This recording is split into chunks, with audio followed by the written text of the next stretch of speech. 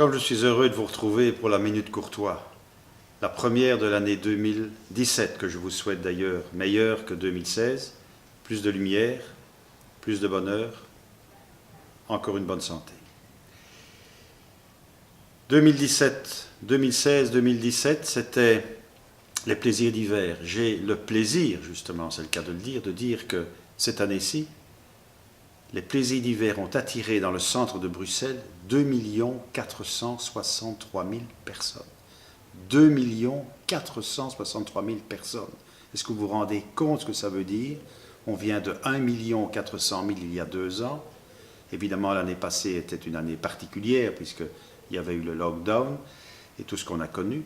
Cette année, 2 463 000 personnes. Alors à ceux qui viennent nous dire que Bruxelles est inatteignable, qu'on ne sait pas rentrer dans Bruxelles, que le plan de mobilité est fou et que ceci et qu'on ne s'appropriera jamais le piétonnier ou le centre-ville, la preuve est faite, la démonstration est faite. 2 463 000 personnes. À propos d'accès à Bruxelles, j'ai encore constaté cette semaine que le tunnel Rogier, le tunnel Léopold II avait été fermé. Bon. C'est un clin d'œil, mais ce n'est pas un clin d'œil pour ceux qui restent bloqués dedans. Et encore une fois, pour faire en sorte que le centre de Bruxelles soit accessible.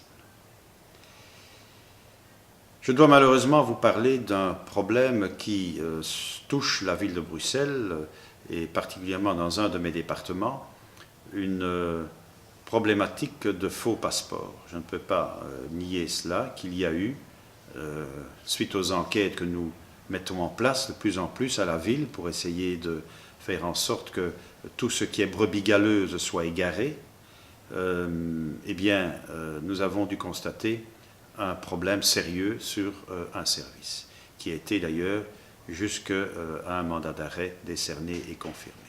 Je n'en dis pas plus, je dis simplement que ceci prouve que nous devons rester vigilants, forts, vraiment à l'écoute de tout ce qui se passe dans les endroits les plus sensibles et particulièrement les personnes qui ont accès à tout ce qui est documents sensibles, pièces d'identité, passeport, permis de conduire, titre de séjour, etc.